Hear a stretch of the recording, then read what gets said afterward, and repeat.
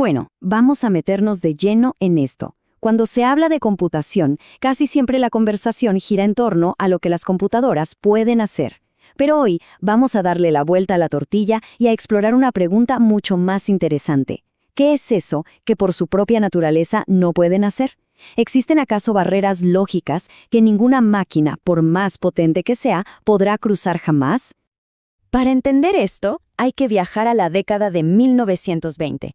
Un matemático llamado David Hilbert lanzó un desafío enorme, conocido como el Entscheidungsproblem, o en español, el problema de la decisión. La pregunta era, en esencia, si se podía construir una especie de máquina de la verdad, un método que pudiera tomar cualquier pregunta matemática y responder, sin fallar, verdadero o falso. Ahora, para poder responder a esa pregunta de Hilbert, había un problema, y uno bien grande. Antes de siquiera pensar en construir esa máquina de la verdad, los matemáticos tenían que ponerse de acuerdo en algo fundamental, una definición clara, precisa y universal de qué es exactamente un algoritmo. No bastaba con una idea vaga, ¿no? Se necesitaba un modelo formal, una especie de plano maestro que definiera cualquier proceso de cálculo posible. Y aquí es donde entra en escena una de las mentes más brillantes del siglo XX, Alan Turing. Alan Turing, que en ese entonces era un joven matemático, se propuso algo increíble: capturar la esencia misma de lo que significa computar. Y para hacerlo, no construyó una máquina de verdad, sino que imaginó un dispositivo puramente teórico que era la abstracción de lo que significa calcular. Esta es la famosa máquina de Turing. Es un modelo que suena súper simple, pero que es increíblemente poderoso. Solo hay que imaginarse una cinta, como un rollo de papel infinito dividida en casillas, y un cabezal que puede leer lo que hay en una casilla, escribir algo nuevo y moverse a la izquierda o a la derecha. Eso es todo, de verdad. La mejor analogía es la de un oficinista súper metódico. Este oficinista no piensa, no tiene creatividad, nada. Solo tiene un manual de reglas súper estricto que le dice: si ves este símbolo, escribe este otro y muévete para allá. Ese proceso, totalmente mecánico y sin intuición, esa es la clave para definir lo que es un algoritmo. Y ojo, esta máquina no era solo una idea más en el aire. Se demostró que era más poderosa que otros modelos que existían. Había máquinas más simples que podían, por ejemplo, verificar si los paréntesis en una fórmula matemática estaban bien puestos, pero se quedaban cortas con tareas más complejas. La máquina de Turing, con su cinta infinita que funciona como una memoria ilimitada, podía hacer todo lo que hacían las otras y muchísimo más. Pero una vez que Turing definió su máquina, tuvo una idea que fue todavía más allá. Una idea que, literalmente, es la base teórica de cada computadora, cada teléfono, cada dispositivo digital que existe hoy en día.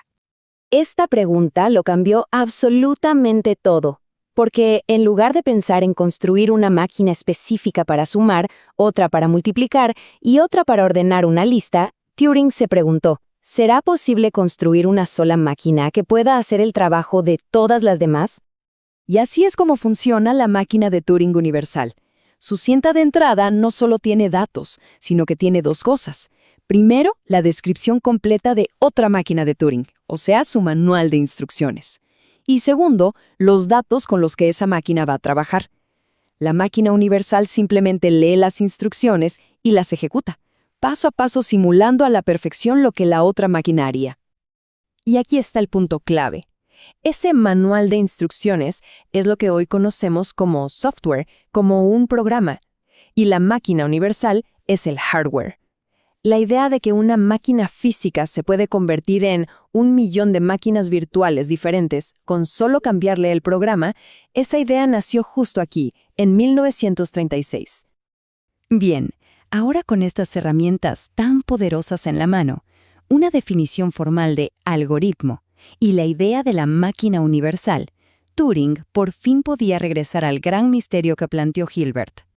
La respuesta fue un rotundo no, no. No existe un algoritmo universal que pueda decidir si cualquier afirmación matemática es verdadera o falsa. La máquina de la verdad soñada por Hilbert es simplemente imposible de construir. Lo genial es que Turing usó su propia creación para demostrar sus límites. Probó que si una máquina así existiera, se la podría llevar a una contradicción lógica, algo parecido a la paradoja de «esta oración es falsa». Y así demostró que hay ciertos problemas que son indecidibles. Y esto es importante. No es que sean muy difíciles para las computadoras de ahora, no. Es que son lógicamente imposibles de resolver para cualquier algoritmo que pueda existir hoy o en el futuro. Este descubrimiento no se trataba solo de la máquina de Turing y sus limitaciones. Lo que reveló fue una verdad mucho más profunda sobre la naturaleza misma de la computación. Esto que se ve aquí es fundamental. La tesis de Church-Turing, propuesta por Alonzo Church y Alan Turing, básicamente dice que la máquina de Turing logra capturar por completo la idea de lo que se puede computar. O sea, no es solo un modelo de computación, es el modelo de computación. Cualquier cosa que un algoritmo pueda hacer, una máquina de Turing también puede. Y aquí viene la parte más increíble. Con el tiempo, se fue descubriendo que un montón de otros sistemas que a simple vista no tienen nada que ver, en realidad tienen exactamente el mismo poder que una máquina de Turing. Hablamos de cosas como el cálculo lambda, que es la base de la programación funcional, hasta sistemas que parecen juegos como el juego de la vida de Conway. Todos son equivalentes, todos pueden simularse entre sí. Entonces, ¿qué significa todo esto? Significa que el problema de la decisión no es irresoluble porque a la máquina de Turing le falte algo. Es irresoluble para cualquier sistema computacional que podamos imaginar, porque en el fondo, todos se topan con exactamente la misma barrera lógica fundamental. Y esta nos deja con una pregunta final para reflexionar. El trabajo de Turing no solo nos dio la base para las computadoras modernas, también trazó un mapa de lo que se puede y no se puede conocer, mostrándonos que hay regiones enteras en el universo de la lógica a las que ningún algoritmo nunca podrá llegar. La pregunta que queda abierta es, ¿cuáles son esas otras regiones inexploradas e inalcanzables?